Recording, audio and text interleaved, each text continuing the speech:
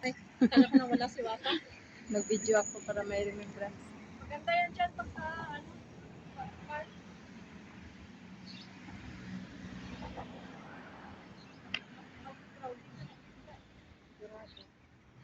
Basta ang gusto ko sa tulay ah. Basta ang tunugan namin sa tulay. Ganda na.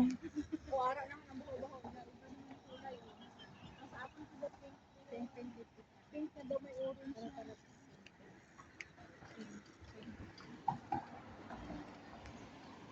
I think she tastes like I don't know.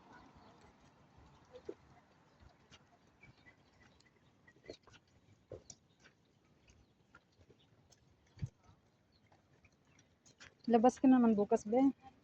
Sana all. Pag wala pala akong masahe, be, ang ganda doon sa harap namin sa park. Sa taas.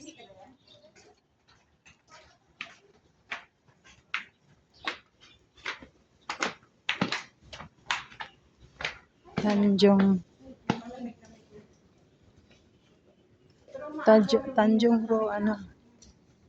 Tanjung Ro MRT. Sarap, malamig. Hindi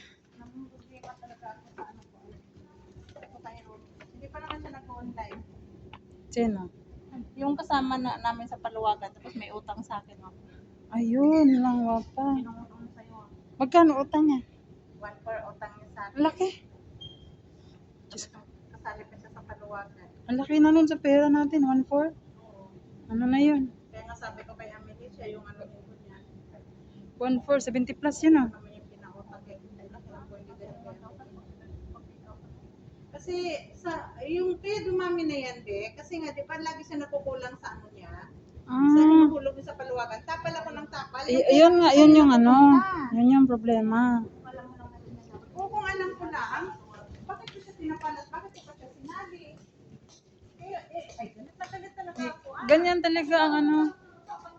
Simula pa yung Paluwagan. Ganito talaga eh.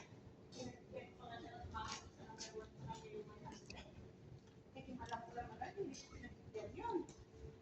Lagi na, sumasama sa'yo? Ha? Lagi na? Sumasama siya? Hindi, person niya. Hala ka. Kasi hindi mo pa siya kilala. Si Amelie ang kilala ko, pero hindi. Ang sabi niya pa, wag ko sabihin kay Amelie. Ito din ang mali ko, kaya sabi niya Amelie, yan ang hirap sa'yo. Malaki na yun eh, 714. Parang Diyos ko. nadala niya ako sa ano niya. Sabi niya, tingnan mo, wala ka lang si Amelie. Si Rose? Hindi ko siya kilala masyado. Si Amelie ang kilala ko kasi nga, yung amo ni Amelie, tatay ng amo ni Rose. Kaya ako